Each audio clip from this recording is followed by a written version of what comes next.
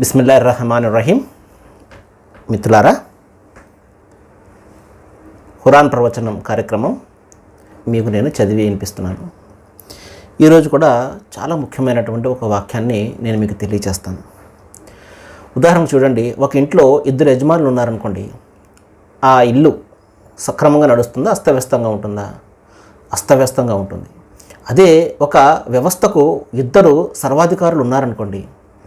ఉదాహరణకు ప్రభుత్వానికి ఇద్దరు ముఖ్యమంత్రులు, సమాన అధికారులు గల ముఖ్యమంత్రులు, ఇద్దరు ప్రధానమంత్రులు, ఇద్దరు అధ్యక్షులు. ఇది ఎక్కడైనా మనం చూస్తామా? లేదు కదా. ఎందుకంటే అంత అస్తవ్యస్తమైపోద్ది.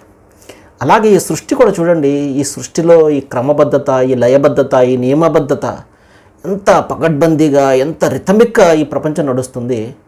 ఒకవేళ నడిపే వాళ్ళు కనీసం ఇద్దరు ఉన్నట్లయితే ఎంత అస్తవ్యస్తమైపోతుంది. ఒకరు ఒకటి చెప్తే ఇంకొకటి చెప్తే అంత గజిబిజి గందరగోళం అయిపోదండి. ఒక వరలో రెండు కత్తులు ఇముడతాయా? లేదు కదా. దైవం కూడా ఒక చక్కటి మాటని తెలియచేస్తున్నాడు. మన మనోమస్తిష్కాలను తట్టిలేపే ఒక విషయం. 21వ అధ్యాయము 23వ వాక్యంలో, లౌకాన ఫీహిమ ఆలిహతన్ ఇల్లల్లా లఫసదతం.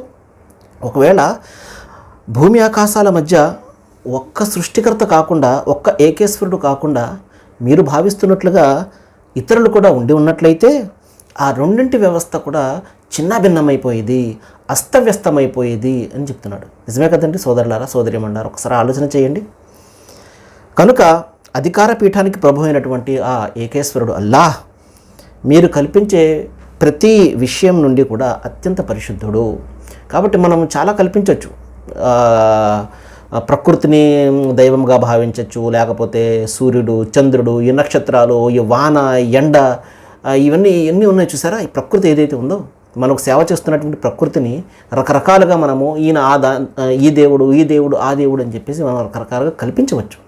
కానీ మనం కల్పించే ప్రతి దానికి కూడా, ప్రతి దాని నుండి కూడా ఆయన అతీతంగా ఉండేవాడు. ఏమి కూడా వర్తించినటువంటి పరమ పావనుడు, పరమ పరిశుద్ధుడు.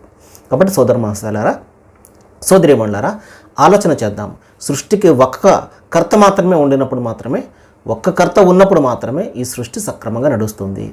రండి ఇస్లాంను తెలుసుకుందాము. సర్వేజన